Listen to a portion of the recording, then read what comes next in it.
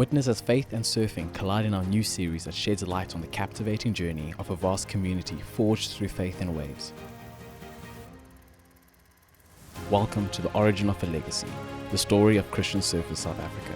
From the rugged coastline of Cape Town to the sandy shores of Durban, a vision had been established and a legacy was born. Each episode invites you into the history and footsteps of those who forged the path of Christian surfers in South Africa. Filled with a love for Jesus and sharing his good news with all through the medium of surf culture, join us as we dive into the testimonies that make up the origin of Christian surfers South Africa. Thrill over untold stories and immerse yourself in the experiences of the individuals that charged into the challenges set before them, pioneering the foundation of the community you and I have the privilege to be a part of.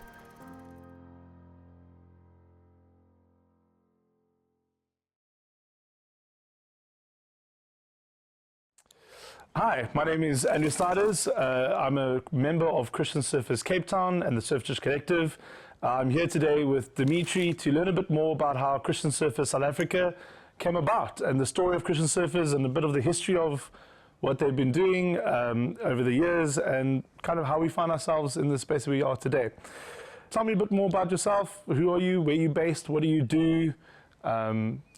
So right at present, I live in Cape Town, and together with my wife Karen, we've got 4 children, 3 daughters and a son, and we full-time ministry with Josh Gen Church in around the Western Cape, and got a story about Christian surfers to tell you, some good memories going back to that time, and just keen.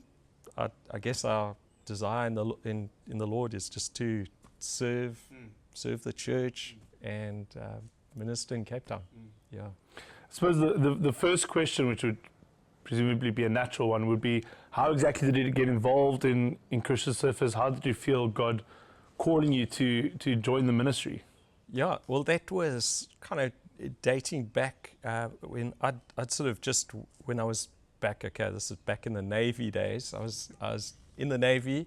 I had a friend in the Army, and we would kind of periodically meet up. We'd been friends from like teenage years, and he was like, we would kind of like meet up, both backslidden Christians, and we used to sin together pretty well.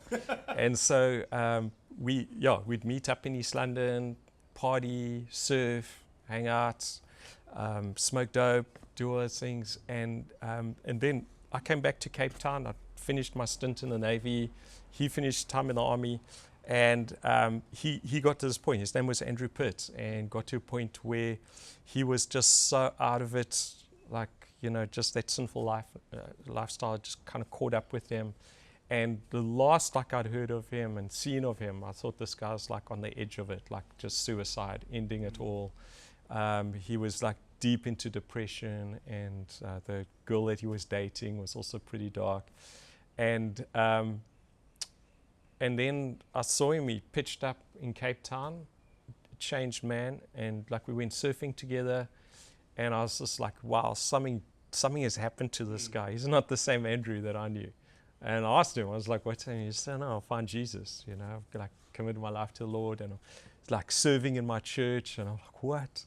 Because for me at that point, just like keep me away from church. Like, it's just church just gets in the way because it keeps me away from the beach and surfing and all that.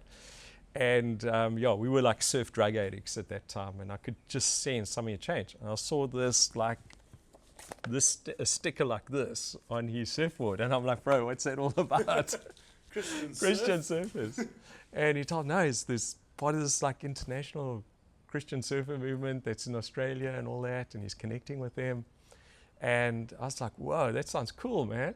And I was like, do you have one of those stickers for me? And I still remember, he's standing on the beach, like Bloberg, big bag. And he's like, no, it's like for guys who committed to Jesus. And I like just remember looking, and I was like, okay, that's not me.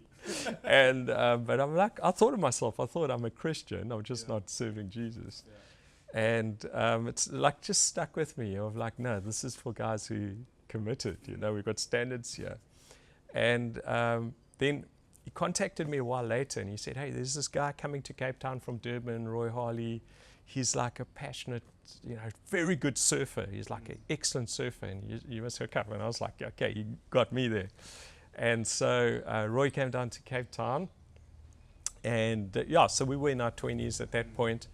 Roy was a little older than me and that, but like my first surf session with him, I'm like, yes, this guy rips. Where was the first surf session? It was probably like Bloberg somewhere, okay. Dadestian or somewhere around there.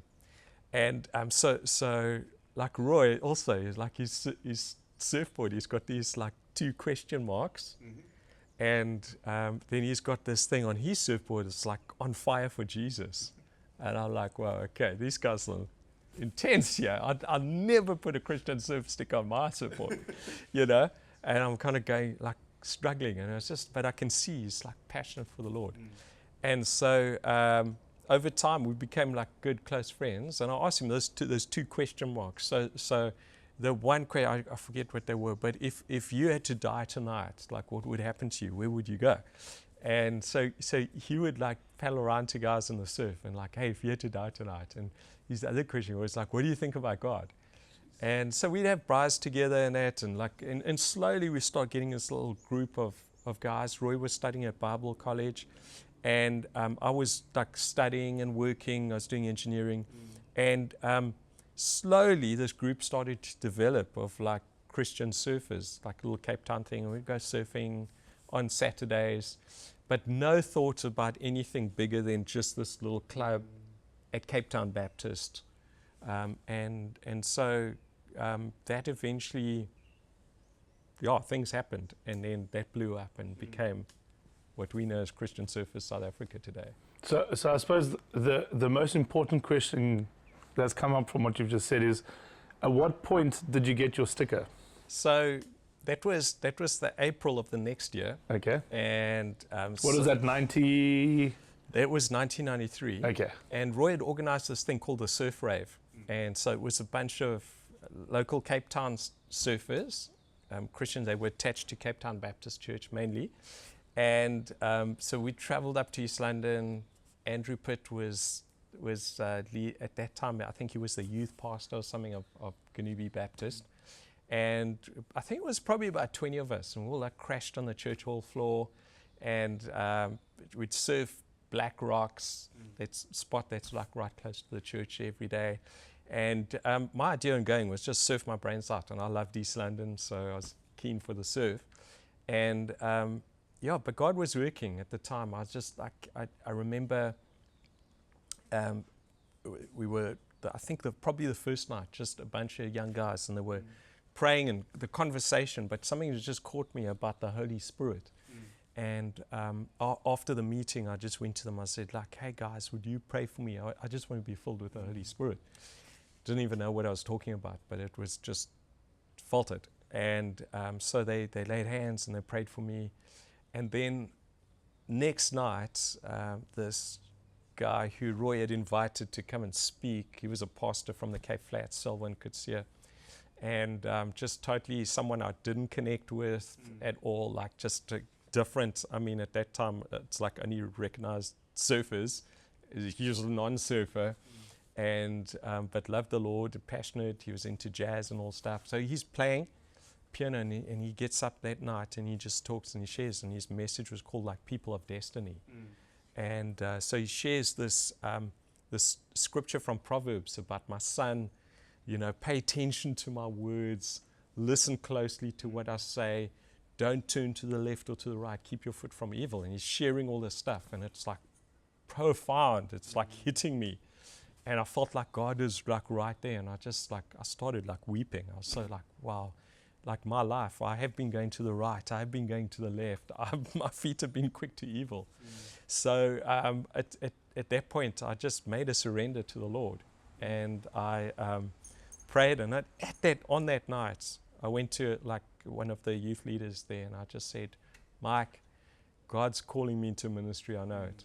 And he said like, okay, you'll pray about it, and and he came back to me a few days later. He said, I feel God is calling you into ministry. At that time, I'm studying engineering. I got my mind made up on my career path and everything, and I was just like, okay, what's this going to look like?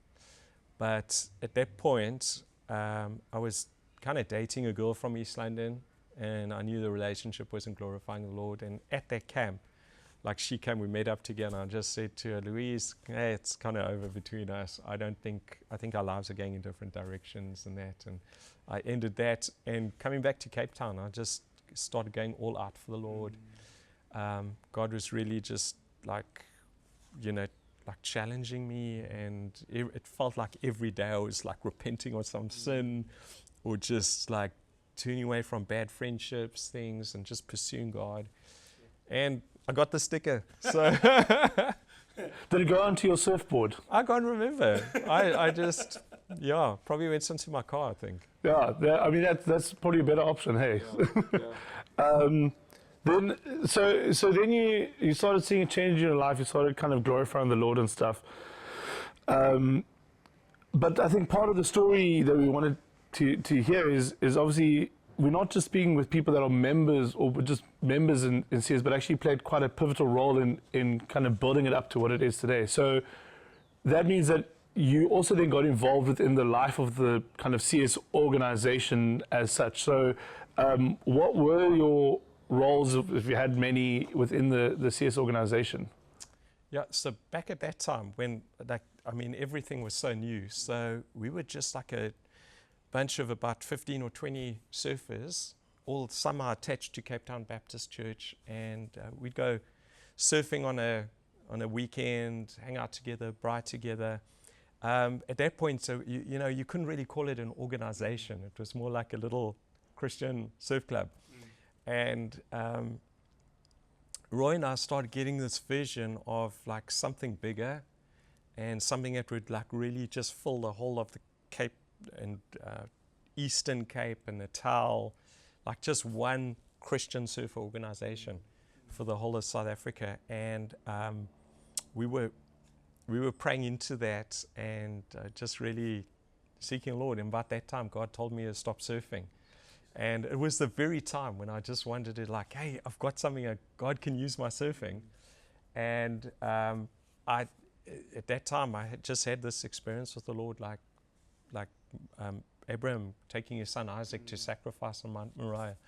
And God said to me, lay it down. It's an idol in your life. And it's like, do you love me or do you love surfing? And so Lord was talking to me, and it seemed like the more committed I was getting into the Lord, like the more he was asking of me. And so when it came to this thing of lay down your surfing, oh my word, how am I going to do this? I couldn't imagine my life without surfing. It's been part of my life for so many years since young. And it's where I find value, identity, meaning, belonging, all that kind of stuff. So when it was suddenly like chopped out of my life, it was crazy. But that just forced me to get into the Lord, into prayer, into the Word.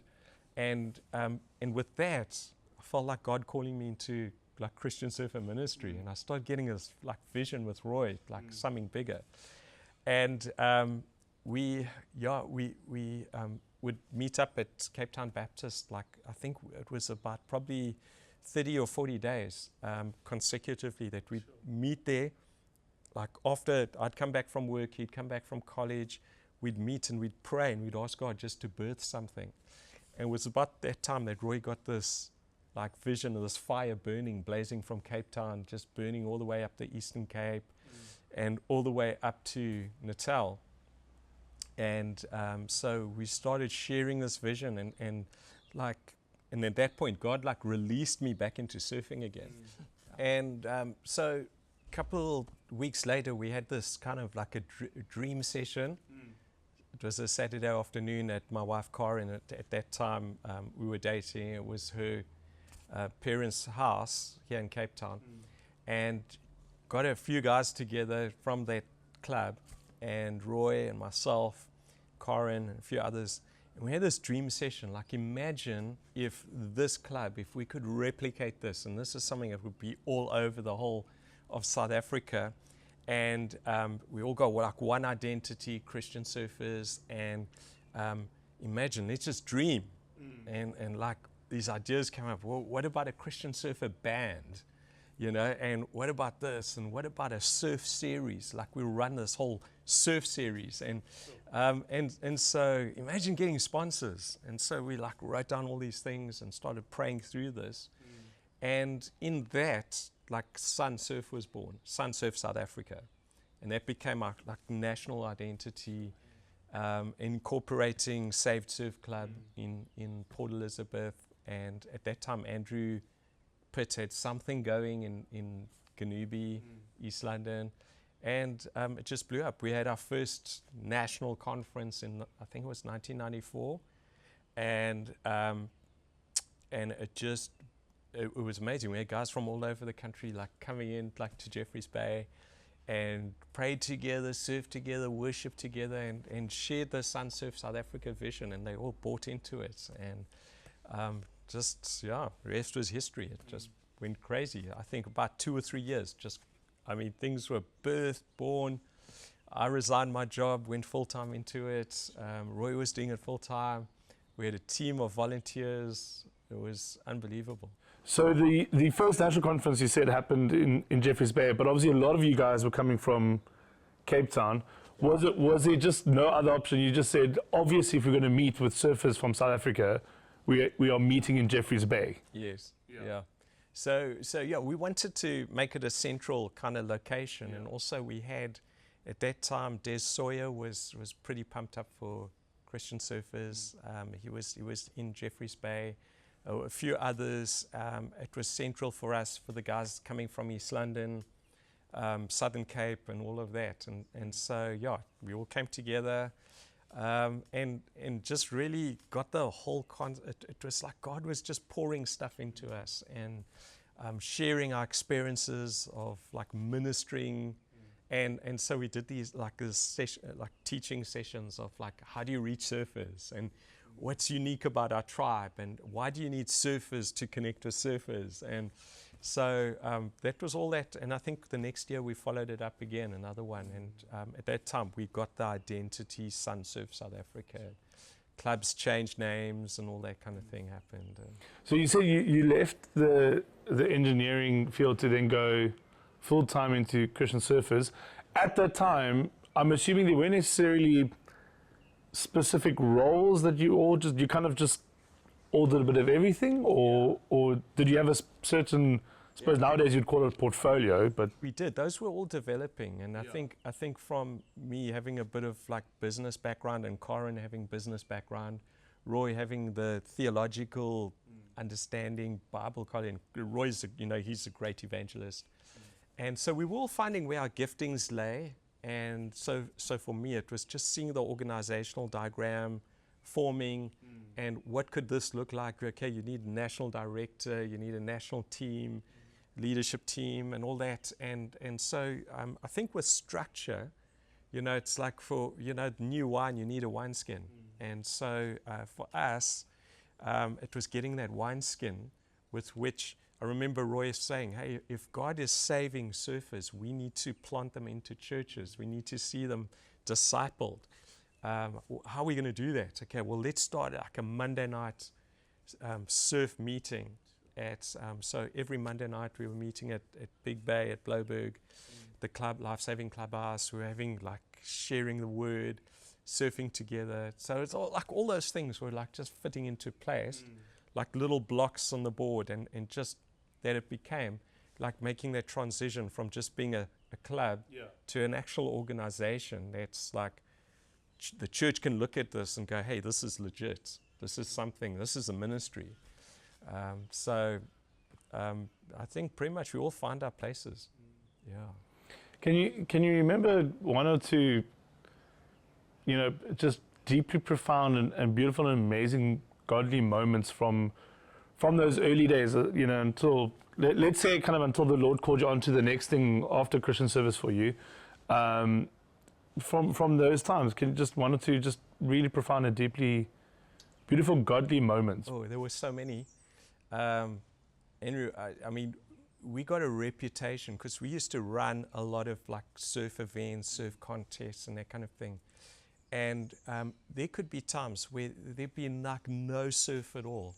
And we would pray and we'd like, God, we just pray that you give it. We got this event coming up and it's flat. And on that Saturday morning, the swell would come up and there'd be waves, or the wind would be howling and we'd be praying. And like God would calm the wind. And it started getting out that guys, even in Western Province surfing, were saying, hey, like just have an event when the Christian surfers are having theirs, sun surf, like they always get the good waves. And it was God, God was showing favor. And there was one event that was being held out at Long Beach, and we sent a team into it to compete. It was interclubs, and it was sponsored by Hang 10 back in those days. And I remember on that morning of the event, this thick fog that was had rolled in, and it was sitting over Long Beach, and they actually had to call in the first heats because the judges couldn't see the surface. It was that bad. And it just looked like, hey, this thing's here to stay. And the guy who was commentating, he goes, yeah, it looks like we're going to have to cancel this, the events, the heats, and he goes, maybe the Christian surf, the sun surf guys, maybe they can pray to their God to change the weather, make the fog go away. And we were like, whoa, in the eyes. Yeah, no pressure. Yeah. So we're standing in the car park, and I was like, okay, let's do it, guys. So we all pulled in a big circle in front of everyone on the beach. We stood in a circle and we prayed, God, we pray you make this fog go away and the event could continue. And within 5 minutes, that fog was moving back out to sea again. And the guy who was commentating came down, walked down. I saw him come down out of that tower thing that he was in, walk down, come to us, and he goes, yeah, I also used to be a Christian once. Yeah, I know this stuff, and yeah, you do see things, and but he was shaken, and he actually, made a commitment to the Lord. This was Titch Paul, made a commitment to the Lord a little while later, So yeah, God was doing stuff, and at the same time, relationships were happening. Like I met Corin, we realized hey, God's calling us into ministry together. Roy, he'd met Sharon, his current wife. So there were relationships happening. God was doing amazing stuff and seeing people getting saved. Nothing beats that. One of Georgie Epinidos, who was a really hot, talented Western Province surfer, Mark Tennyson, those guys coming to our events, Cass Collier, Ian Armstrong, coming surfing in our events, hearing the gospel and seeing God, wrestling with their hearts. And yeah, it was amazing. There was such a revival happening, in those years. God, it was literally what Roy saw with that fire that was blazing in Cape Town and going up the coast. That's what we were experiencing. So we didn't realize it, but we were living in a genuine revival in the surfing community, and it was happening, and God was using us. So it reminds me of the biblical story where Jesus calms the sea, and the people ask, who is this that even the wind and the waves obey him? Yes. And it was a chance for you guys to say, well, if any of you want to know who this is who obeys the winds and or who commands the winds and the seas, well, we can tell you about him. We had so many God stories in that time, because everything was either an answer to prayer, a dream, a vision, or whatever, something of God that God just had his thumbprints all over this. One event that we were organizing at Big Bay, we wanted to put up a big stadium and have Christian bands playing over a weekend and everything. And at that time, I don't know, it was the ward council or the mayor heard about this, and he wasn't very favorable towards Christians, and he tried to shut it down. And then he tried to pull on us, we need to have some kind of insurance for, running a big event that we didn't have. And it was literally on the Friday night that we were on our knees before God. And then God somehow put us in contact with a person who knew someone else, who knew a lawyer, who at the, late on Friday night, phones this ward council, whoever he was, hey, if you don't let them do this event, we're going to charge you, and it's we got the green light and we did this event, and those things were just charging us up even more. So we saw a lot. Obviously, in your sharing, you've shared a lot about how Christian surfers has impacted your life, or, sun surf back in the day. Two of those main ways being, obviously, number one, you came to know Christ through the work of Christian surfers, through Andrew and Roy.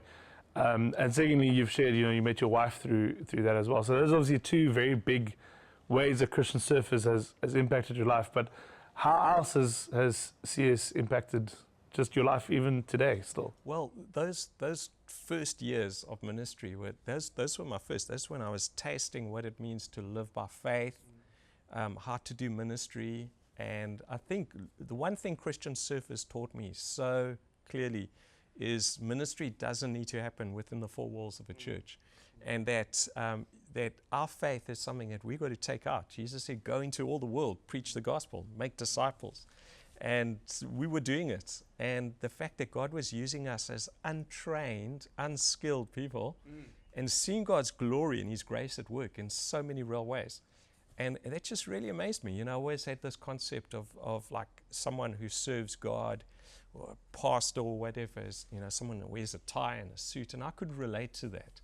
And the fact that the way that like Roy and I struck up our friendship, or Andrew, was just t-shirts, board shorts, slops, and yet God was saying, hey, it's not about the exterior, it's about the interior, it's about the heart. God looks at the heart. And that's remained with me. And I've never I think like formalism in church and ministry is something I've always shied away from because of this, because of knowing just Christian Surfers. You don't need to be fitted and forced into a certain mold. You can be yourself. You can be what you are. And I think that's impacted both Karen and myself big ways. And I think for both of us, like just meeting each other, learning how to minister together as a team. Jesus, when He called His disciples, He sent them out 2 by 2. And so meeting my future wife at Christian Surfers, and then for us to see how our gifts complemented each other. And that just really set us up for now, 30 plus years later of ministry that began back then in Christian Surfers. So very, very, I think, inspirational. And I think God was just molding us for what we're living in even now.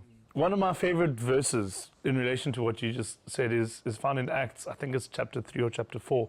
It's just after Peter and John heal the guy by the temple, and they're dragged in front of the Sanhedrin, and they're questioned. And these are fishermen who just spent 3 years following Christ.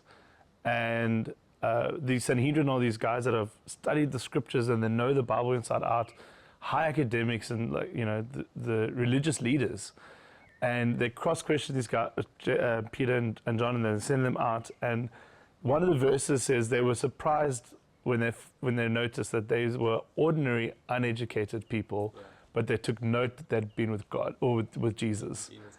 And I love, I'm a pastor, and I love that as one of my favorite verses, just a reminder of, ministry doesn't have to be in the hands of the ministers or the pastors, that it is literally, if you know Christ, you can go and lead and minister. So if I can, in relation to that then, do you have any advice for any kind of young guys or new guys, not just joining Christian Surfers, but guys actually really want to go out and start something or really get actively involved in Christian Surfers, or go and start a chapter somewhere else up the coastline? Do you have any kind of advice for guys like that? Oh, yeah, Andrew, absolutely. Yeah, if you guys watching this, one thing I cannot like overemphasize is that the fact that we have been commissioned, that we've got a commission from Jesus, and sometimes we're waiting for someone to like invite us, whereas Jesus said, you've already been invited. Yeah. You've already, and I think the thing is, after becoming a Christian, now we've got to make disciples. And so it's be a disciple, make disciples. And Jesus says, like, when He said, go into all the world and make disciples, that world, if you think about it, is like, what is your world? Like, where are you? Like, are you in college? Are you in the workplace? You're a surfer, you're on the beach, sports, gym, whatever it is. In that place, invade that place for Jesus. And I think we are living in a day and age where people are like, really, like Jesus said, don't hide your lamp under the bush. And so you want to start something, go for it, but get connected in the right way. And I think the one thing that what we and I guess guys, like, hey, like we've made mistakes. Like kind of like if you think it was all a fairy tale, I mean, we got in bad books with some churches, with some leaders, where we had to come back and repent and, hey, we're sorry, we were prideful, whatever. And so remember, like, always try to have the covering of your local church. That's important. And do it like, you know, the Lord's not like looking for lone rangers, guys that are just going to go out. Even Roy, when he came to Cape Town, he realized he couldn't do this on his own. And we realized, like, hey, we've got to work together. And so we worked together, had the support, the covering of our church. Like when we were doing events, our pastors were coming down, helping to drive, helping to be there, praying for us. There was no, like, you know, and something that just kind of gives me the shivers is those guys that have had a fallout with the church. And they go, we're just going to start our own little group and Christian surfers, and like, you know, the church is just missing it. Like, guys, we are the church. We are the body of Christ. And so the body works together. But the thing is, your local church, your pastor leadership might not have that Christian surfers vision. But remember, the whole body isn't a hand, the whole body isn't a foot. There's different parts and different functions. And if your church can realize that, and they can see the grace of God on you for that, plus they can see that you've got the right hearts and the right attitude, and that your life, that there's holiness in your life, that you're not living or sleeping with your girlfriend and, yeah, I want to do ministry and I want to do stuff for God, but your life is just a disaster area. Like in those kind of things, we've got to go, okay, live the life, like get holy for the Lord. If your surfing's an idol in your life, lay it down. Take that time out and just put God in first place. And then get connected with Christian surfers, South Africa, if you're in this country, or whichever your local ministry is. And just go there and go there also with the heart of, hey, how can I strengthen the existing leadership, what's already there? So it's like we don't need lots of independent works, but go there to serve and to learn and to be a part and understand. I mean, we've got some phenomenal guys serving Christian surfers here in the country. Like, learn from them, glean from them, and just, yeah, put yourself forward, volunteer, and see where they place you. Well, Dimitri, I think that's all we have. And thank you so much for sharing your stories. I personally really have been just encouraged to just hear the story. I joined Christian Surfers a couple of years ago, and since I've joined, I've been hearing some of the stories, but really just to dive into those initial years and to hear the glory and the favor of the Lord on CS from the get-go has been really just beautiful. So thank you. Yeah. Just to echo Dimitri's words, if you would like to get involved in Christian Surfers, you can reach out to the national office. You'll find the details online. They'll connect you with a local chapter. If you would like to start something up, again, chat to the national office. They can help out. But thank you for joining.